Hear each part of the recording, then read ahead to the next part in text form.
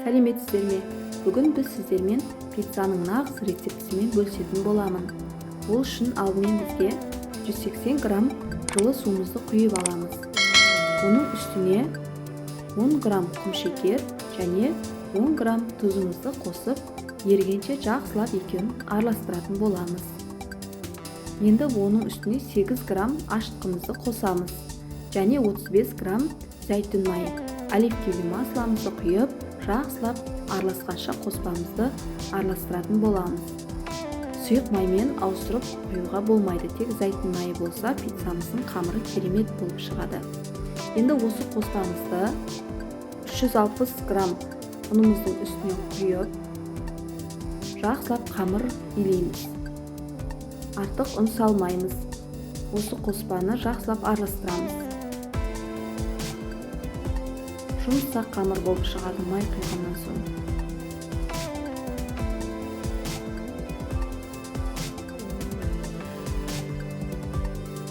Қамырымызды илеп аламыз, осылай басы біріккенше. Бұл қамырдың бір ерекшелігі, бұны ұзақ уақыт ұстамаймыз. Жақсылап илеп болған соң екі бөлікке бөлеміз. Сол күйінде оны бір жарты сағатқа тындырып қоямыз. Оны ашытып ұзақ ұстаудың қажеті жоқ. Екі бөлікке бөліп, екі пицца шығады осы қамырдан. Енді оның үстіне кішкене ғана май құйып, бетін жауып қоямыз. Енді қамырымыз жарты сағат тынғанша 4-5 помидорымызды алып, қайнап тұрған ыстық суға 20 минут бұқтырамыз да, оның қабықтарын ашып аламыз осылай. Енді 2 пияз алдым, кішкене бөліктен екен. Сіздер үлкен болса бір пияз алсаңыздар болады. Пияз, сарымсақ теркадан өткізіп алдым да, зәйтүн майын табаға құйып, қуырып аламыз. Жаңа теркадан өткізген пиязымыз бен сарымсақты 2 тал салдым. Екеуін қосып, кішкене ғана, сәл ғана қуырамыз. Қатты қуырудың қажеті жоқ. Енді жаңағы сырты ашылған помидорларымызды, оны да теркадан өткізіп аламыз да, үстіне құйып, жақсылап араластырамыз. Дәміне қарай паприка, бұрыш, кішкене ғана тұз сеуіп, араластырып, жай отта 20 минутқа қалдырасыздар.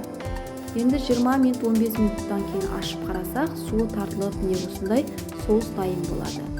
Соусымызды суытуға қоямыз. Енді жаңағы жарты сағат тынып тұрған қамырларымызды алып, оны жұқа етіп жаямыз. Қатты жұқа жіберудің қажет жоқ. Қалауларыңыз бойынша сыртын өрсеңіздер болады. Жаңағы соусымызды құйып, үстіне сырымызды сеуеміз. Енді кесілген колбасаларымызды салып, пісіріп аламыз. 280 градуста пісірдім мен. Қалауларыңызға қарай үстіне помидор, болгар қоссаңыздар болады. Дәмі өте ерекше керемет болып шығады.